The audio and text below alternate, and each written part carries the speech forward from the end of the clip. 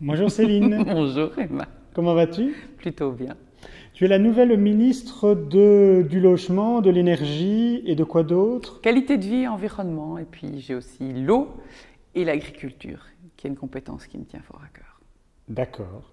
Il y a encore beaucoup d'agriculture à Bruxelles? Ah oui, il reste encore un certain nombre de fermes, mais surtout, on va protéger, c'est important, les terrains agricoles pour éviter que demain ils n'appartiennent pas aux Bruxellois. On a envie de mettre aussi l'accent sur l'augmentation des espaces verts à Bruxelles. Alors on a mis une petite disposition dans la déclaration de politique régionale pour avoir ce qu'on appelle un droit de préemption au profit de la région. Alors quand il y aura un agriculteur qui souhaitera à un certain moment vendre son terrain, qu'on puisse le racheter pour en faire des parcs, des potagers, des espaces verts collectifs. Bruxelles est déjà une ville assez verte, oui, non? 53% de son territoire, effectivement, est considéré comme espace vert. Mais il y a encore beaucoup d'efforts à faire parce que souvent, on manque d'espace vert au niveau de ce qu'on appelle la première couronne à Bruxelles. Oui, et puis alors on a des petits parcs comme ça qui vont se créer à droite à gauche. Ici et là. Et l'objectif est vraiment de créer un maillage vert à Bruxelles qui soit de plus en plus marqué. C'est-à-dire que de parc en parc, d'espace vert en espace vert, on puisse trouver son chemin aussi en termes de nature à Bruxelles. Ah, c'est sûr. J'ai fait des sondages parfois sur le Facebook de l'émission où je dis qu'est-ce que vous pensez de telle place ou des choses comme ça. Et c'est toujours la première chose que les gens mettent comme remarque. C'est trop de béton, il n'y a pas assez de verre. Mais c'est normal parce qu'en plus on vit dans une ville qui est assez dense, une ville qui est assez petite en fait, en termes de rayons. Et pour la plupart des Bruxellois, les parcs bruxellois, c'est leur jardin. Et donc ils sont en demande d'avoir des jardins, puis des jardins qui peuvent changer, qui peuvent avoir plus de jeux pour leurs enfants demain, des chouettes espaces de détente, des chemins pour courir. Alors en parlant d'espace vert, il y en a un dont on a déjà parlé dans l'émission, c'est ce qui est en train de se construire à Tour et Taxi. Il y a un parc privé et puis le parc design dont on a parlé. Le parc privé, c'est quoi? Mais c'est-à-dire que c'est l'ensemble en fait de la configuration nouvelle avec les logements qui va être travaillé par le secteur privé. Et puis il y a cette coulée verte entre Boxtel et Tour et Taxi sur laquelle Bruxelles Environnement travaille et où effectivement il y a eu le projet Parc Design cet été et pour lequel on est aujourd'hui en réflexion. On a envie de prolonger l'expérience parce qu'elle a été plutôt positive. Et donc, avec tes nouvelles compétences, tu hérites comment est-ce qu'on l'appelle, le grippin d'Evelyne-Uytebroek? Moi j'aime bien le bâtiment de Bruxelles Environnement. C'est elle qui m'a dit ça un jour. C'est vrai, hein, moi j'aime bien le bâtiment. Je ne me permettrai pas de le qualifier de grippin. Il y en a qui trouvent que ça ressemble à un escargot, donc chacun a sa propre vision de ce que ça peut représenter. Mais je me souviens avoir été visiter le chantier au tout début quand j'étais ministre de l'économie.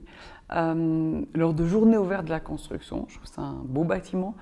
C'est un bâtiment qui en plus est un bâtiment exemplaire. C'est un bâtiment surtout qu'on va ouvrir sur la ville par rapport à la problématique environnementale. L'objectif est de faire des expositions aussi. Quand il va y avoir à un certain moment des enquêtes publiques, de pouvoir avoir un lieu de discussion là-bas. Donc c'est comme ça que je conçois aujourd'hui le nouveau bâtiment. Il y a certainement évidemment une partie de Bruxelles Environnement, une grande partie de l'administration qui va être là. Mais on veut que ce soit un lieu convivial aussi de travail par rapport à la question environnementale, la question climatique, avec des partenariats aussi. Les écoles sont bienvenues, on peut discuter avec des plus jeunes, avec les générations futures de l'avenir de Bruxelles sur le plan environnemental. On a parlé des espaces verts, on a parlé d'agriculture. On va quand même parler un peu de bâtiments parce que dans tes prérogatives, il y a le logement. Ça veut dire quoi le logement? Ça veut dire aussi aujourd'hui qu'on sait qu'on est en pleine crise du logement à Bruxelles. Alors il y a effectivement un certain nombre de statistiques sur la question démographique à Bruxelles. On sait qu'on a besoin de produire plusieurs milliers de logements par an à Bruxelles, qu'on n'en produit pas assez. Et surtout qu'on a une classe moyenne et des jeunes ménages qui ne savent plus acheter à Bruxelles. Et ça, on sera extrêmement vigilant par rapport à l'ensemble des projets qu'on va mener dans les années à venir pour retenir les jeunes ménages. C'est pas normal aujourd'hui qu'un jeune qui a grandi dans son quartier, qui a fait des études à Bruxelles, qui a un premier job, n'ait plus la possibilité de pouvoir acheter dans son quartier d'origine. Alors à côté de ça, on va travailler sur tout le lancement, et ce n'est pas l'un qui exclut l'autre, d'un certain nombre de marchés pour produire du logement, et en particulier du logement public et moyen à Bruxelles, 6500 unités.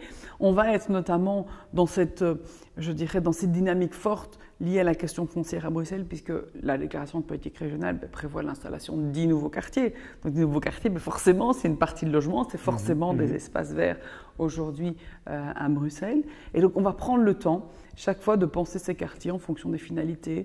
Et j'aurai une attention extrêmement particulière pour ne pas isoler les questions l'une de l'autre. Je pense que quand demain on crée ce logement, on se dit évidemment qu'il y a la question de l'environnement qui est prégnante, comment aménager les espaces, avoir des jeux pour les enfants dans les quartiers.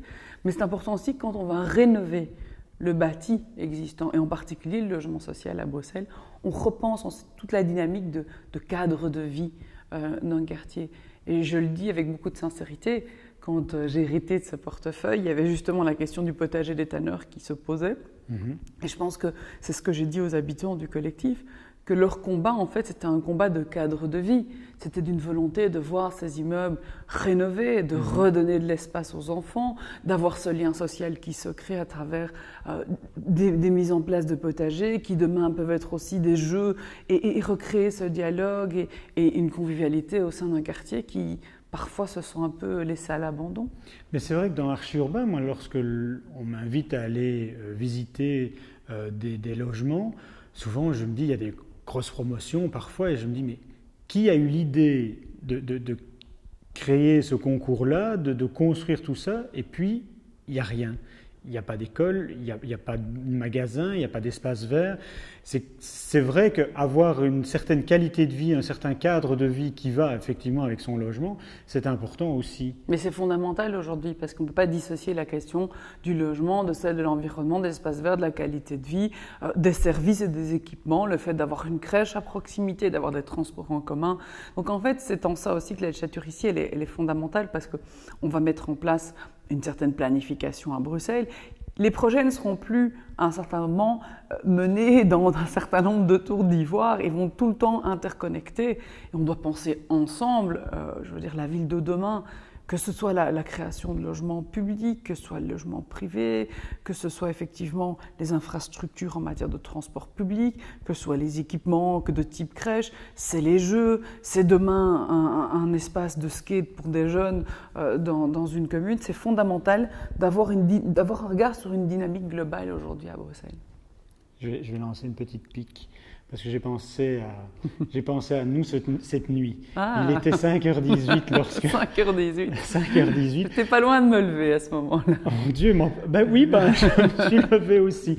Mais bien malgré moi, il y a un avion qui a survolé ma maison. Oui. Je me suis dit, tiens... 5h18, vraiment. 5h18. Je me suis dit, tiens, ton collègue Melchior a trouvé comment résoudre le problème du logement. Faisons fuir tous les habitants au centre-ville de Bruxelles. Non. Et hop. Plus sérieusement. Mais d'abord, moi, je me suis réjouie fin juillet du fait que l'action cessation qu'on avait introduite avec le gouvernement, et je l'avais fait comme CDH, je ne suis pas suspecte sur la question parce que dès le début, j'ai dit, moi, je suis très à l'aise par rapport à ça. Je pense que le plan a provoqué un nombre de nuisances qui sont beaucoup trop importantes, qui ne se justifient pas non plus en termes de respect d'un certain nombre de normes de bruit. C'est la qualité de vie des gens qui est atteinte au quotidien. Donc j'étais extrêmement claire par rapport à ça, je n'ai pas eu d'état d'âme.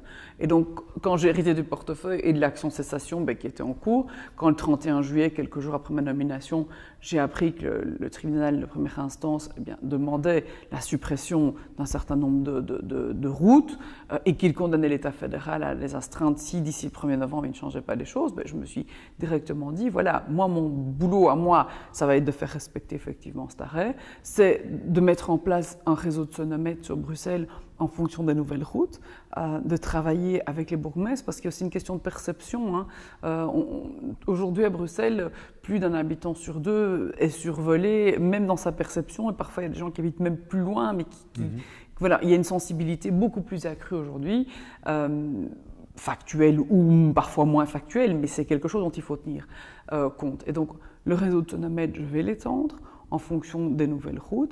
Et puis moi, je travaillerai sur la question de la perception des amendes, ça c'est une évidence. Et puis des astreintes aussi, puisqu'il y a une condamnation. Mais c'est fondamental. Je pense que on a à un certain moment considéré dans la déclaration de politique régionale bruxelloise qu'il ne fallait pas opposer les Bruxellois entre eux. Donc je serai vigilante aussi pour qu'au niveau du fédéral, on ne redéfinisse pas des routes qui, d'une certaine manière, ne font que redéplacer les nuisances sur d'autres. On peut considérer que c'est mieux chez les autres que chez soi. En attendant, c'est toujours, c'est une évidence, mais en attendant, c'est toujours Bruxelles, à un certain moment, qui est survolé. Et donc, je pense qu'il faut, il faut un travail sérieux du fédéral sur la question. Bon alors, les 5 ans démarrent. C'est quoi vraiment l'empreinte que tu as envie de laisser dans 5 ans? Moi, c'est la question de la qualité de vie.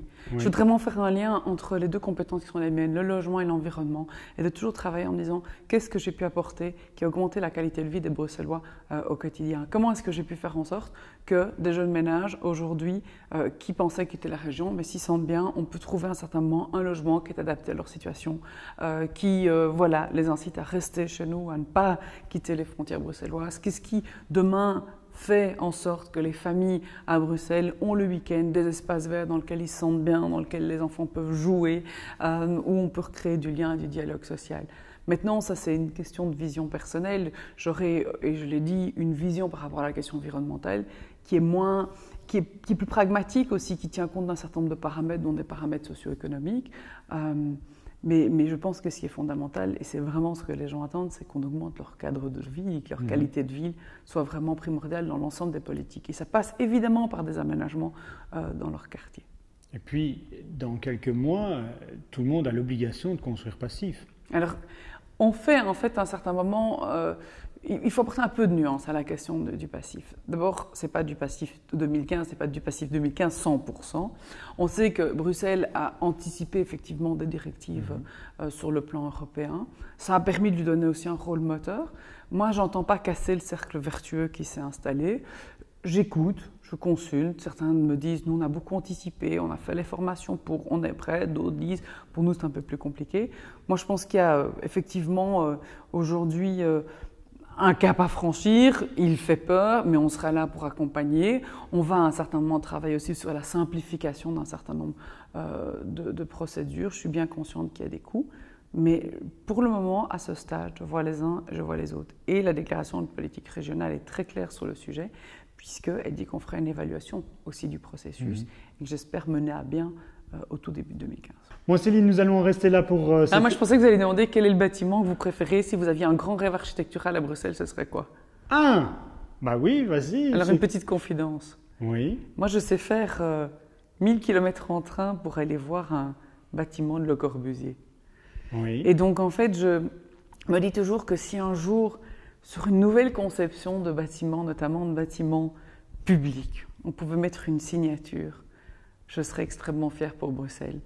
Et donc, je trouve qu'il y a des choses qu'on peut repenser. Et je lance un appel, d'ailleurs, ici, à tous ceux qui ont envie de mettre à un certain moment leurs pattes aussi et leur signature architecturale sur le logement social à Bruxelles. Et donc, je ne dis pas que je rêve d'une cité Le Corbusier comme à Marseille, à Bruxelles, mais j'aimerais un jour qu'on puisse vraiment se dire qu'on se déplace à Bruxelles pour voir un exemple d'un nouveau type de logement social sur lequel il y a une vision, il y a une patte, et dont d'ici 50 ans, on se déplacera peut-être comme à Marseille, justement, pour aller visiter un bâtiment, avoir encore quelqu'un qui témoigne des années après du projet, de quelle était l'ambition de départ et la vision. Bon, à Bruxelles, on a les cités Etrimo. On a les cités Etrimo qui sont juste à côté, notamment du plateau à Veil qui a été classé. Alors, je ne sais pas si ce serait ma propre référence. Écoute, j'aimerais, si je devais lancer un seul appel, est-ce que Marc Corbiot, est-ce que tu veux bien faire du logement public à Bruxelles? Bon, le message est lancé. Merci beaucoup. Merci à vous. Vous pouvez voir et revoir cette émission sur www.archiurbain.be. On se retrouve bientôt. Quand vous voulez. Merci beaucoup. Au revoir. Merci.